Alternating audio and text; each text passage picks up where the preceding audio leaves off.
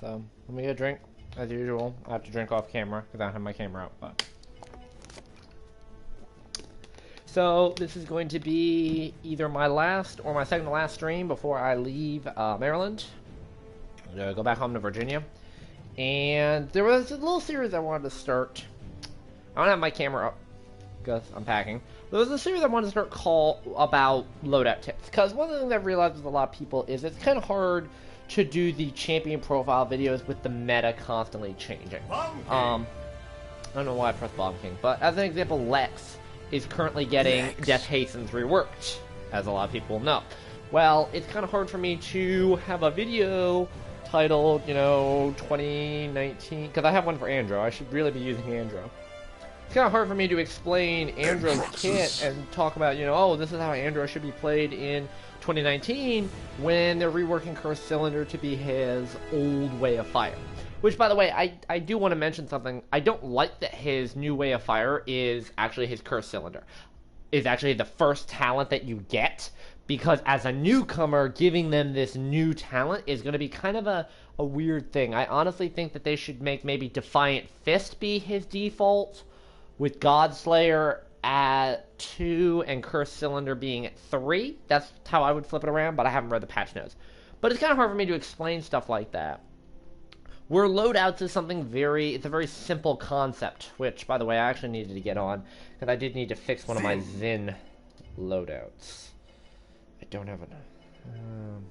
No, that's good. There was a build I was going for. Instant Billow one. Right there.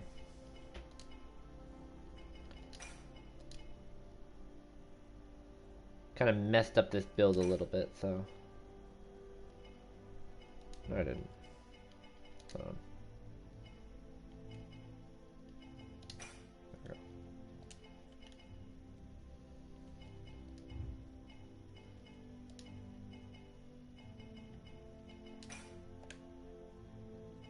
There we go. There we go. Sorry, I had to fix some Zin loads. But, so, as an example, one of the things I've realized that a lot of newer players don't really understand what is good, bad, and ugly for loadout cards. So it's a series I wanted to start with. So here's just some general tips. First off, Leon. You have 5 loadout slots for a reason. And there are 5, because your default loadout here cannot be changed. And it's important to know what a default loadout is. The default loadout is meant for a beginning player that doesn't have time to understand how it works. The default loadout, you just pick it and you have the default talent. So a good way to examine how a character should be played at a beginning level is to look at what their initial perk is. For example, looking at Fernando, Aegis is the first thing that you get on Fernando. Gives you infinite shield duration and it reduces the cooldown slightly. So this allows you to play him as a tank. But further down the line, you have Scorch, which increases your damage, allowing you to play more of a push tank. And you have Formidable, which enables you to sustain yourself more consistently if your team slacks in that department. Why did I mention this? Well, because of looking at how his kit works. His default kit is actually kind of balanced. His default kit works well with either Formidable or Scorch, but not very well with his beginning talent. It doesn't really help his shield any. Last Stand is the only card you could really use other than Cavalier, which Cavalier is always good. Last Stand is a good filler. Fearless Leader and Brand go well together. Actually do surprisingly go well together. And it's one of those things that it's kind of difficult to consider. I'm actually not a fan of this build. So while I'm reworking this build, I know exactly what I'm going for on this build, by the way. So we're going to use this opportunity to show you. So let's look at cards right here, and let's see how strong these cards are. Cavalier is a strong card. Let's start with what types of cards he has. So the first thing he has is a health card. Health cards are either hit or miss. They are great as fillers, but putting points into them at a high level is not a great thing unless you are a tank. Because tanks, the more health they can absorb, the stronger they are. I'm putting this in the build just because I am planning on using that. But the question is how much? Some people put a lot of points into it and think this is great. If you're trying to make a beefy tank, that is a great thing, but sometimes you don't need all that health. Health cards are one of the things that you can put in as a great level 5 card and then subtract points from later on down the line. A good idea is to pick 5 cards, put them in, and then assign the values as you go. Taking one card and putting it at level 5, taking another card and putting it at level 5, and then gradually siphoning off points into the other cards until you get a balanced loadout. The next card that he has is increasing his maximum ammo capacity. Now, Fernando is not a character that really benefits from having the extra ammo. This card right here is actually outmatched by another card, Looks That Kill. Looks That Kill is a better card because it has better synergy with the rest of his kit. Hitting an enemy recharges ammo rather than increasing his ammo. Because his ammo is burned so quickly, Looks That Kill is a stronger card for making it so you don't have to reload as often. Not Pyre, which just increases the amount of time between having to reload. So this is actually not a strong card. Immovable Object is solid, and this is a situation where, even though basic math comes in handy here, this is something I want to show you. How to stack. So putting in Immovable Object, you want to press R1 until the maximum level of the card is there, so you can see how high of a scale this is. Now, while this is a strong benefit right here, why do I have you stack this right here? This card is actually very bad at level 5, believe it or not, because this card stacks at 25% as a maximum. Rejuvenate increases the amount of healing you receive in intervals of 10, 20, and 30%. What you want to do is put this card at level 4, or at level 2. This is what you call an even-odd split cards. Even split cards are like this, where they're best at 2 or 4, because the benefit they provide on the odd number is not substantial. So having this card, for example, at level 4, plus Rejuvenate 3, gives me 50% increased healing from other players. The way that increasing your healing works is you cannot increase your healing above 70, I believe it's 80%. You can't get more than 80% increased healing. So with Rejuvenate 3, I'm now looking at 50%. If I was to put this and make it 55%, the game doesn't register that quite well. The game will register the 55% by rounding it down to 50%, not 55%. So that's a situation there that I want to talk about. Take the points off of that. So another great card is Fearless Leader, and we're going to be putting this in. And this is a solid card. Elimination, the reducing active cooldowns are always a great card, because they reduce all active cooldowns simply with the caveat that you have to get an elimination. Now, I'm going to be putting this at level 5 because that is actually the purpose of this build that I'm making, is to have an elimination reset, to sort of chunk down my abilities more consistently. But here's the thing. On a tank, this is normally not a great idea unless you're getting tons of eliminations. Generally, damages, flanks, healers. Any class can benefit from it depending on how aggressive you're going to be. For example, if I was playing an Aegis Fernando, I wouldn't want that. I'd want things based around my shield. And this is another situation right here. So let's look at these cards right here. Towering Barrier is an interesting one because this is a card that can be effective at any level. All it's doing is strengthening the health of your shield, which is going to get countered by Wrecker. But it doesn't matter how many points you put into it, it's an effective card if you're going for a shield build. Last Stand is a great example of a filler card. That's the thing you have to realize, and let me show you.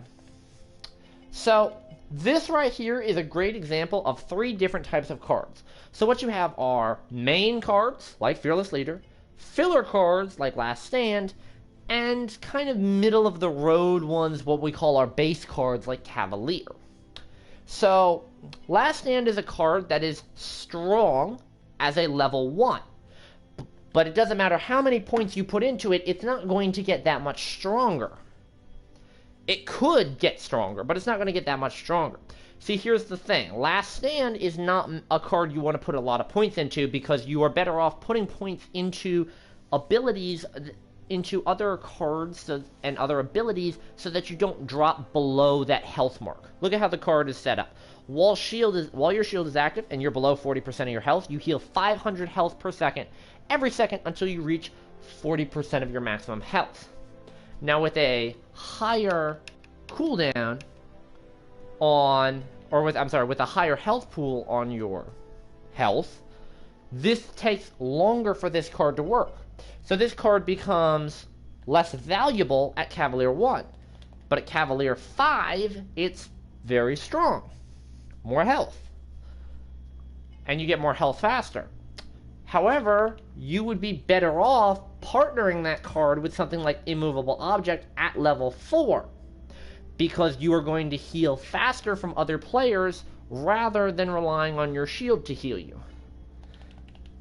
That being said, Last Stand is a solid filler card. Now what about Fearless Leader? Well, Fearless Leader is what we call a make or break card. On a character like Fernando, who doesn't get eliminations as often, putting this at level 5 is what you want to do. That one elimination provides a solid burst. If I was to put this at, say, level 3, I wouldn't really be cutting my cooldowns by more than maybe a second per ability. And by putting it at level 1, I would get basically no effect. It's one of those cards that's really only effective at level 5. Cavalier can be put anywhere. It's extra health. There's no drawback to it. It's always more valuable to have more health than less health.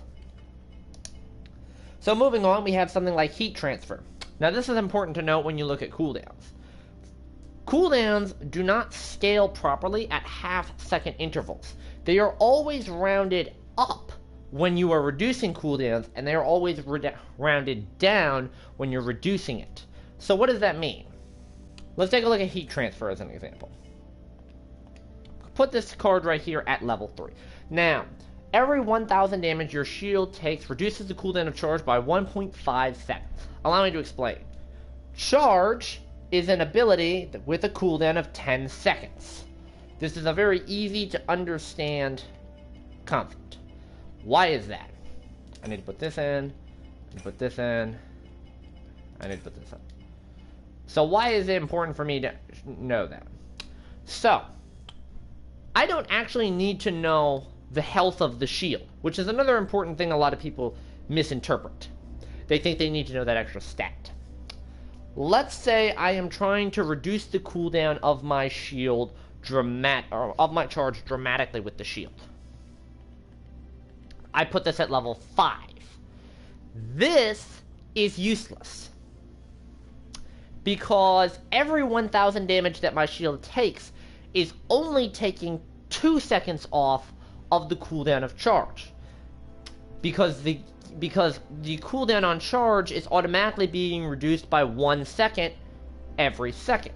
So if, as soon as I put my shield up, I charge and put my shield up instantly, 1 second has been removed. Now let's say I take 1,000 damage from a Shaolin arrow instantly. I am still getting 3 seconds cooldown off, because the game is not going to register that half-second interval. So putting 5 points into this is useless, whereas putting 4 points into this literally gives me the same benefit. Another great example I want to bring up is with healers, specifically Furia.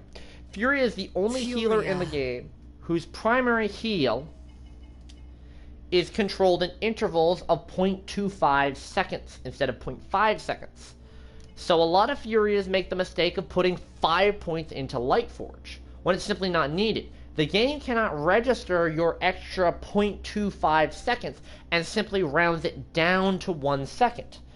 That's why in all of my builds with Furia that have Lightforge, 4, 4, 4, 4, none, but that's okay. 4. There's another reason why I do this. Putting this at level 5 doesn't give me, now that doesn't give me the same benefit. Because the game can't register the cooldown reduction being less than 1 second, the game doesn't register it. So I've now wasted 2 points.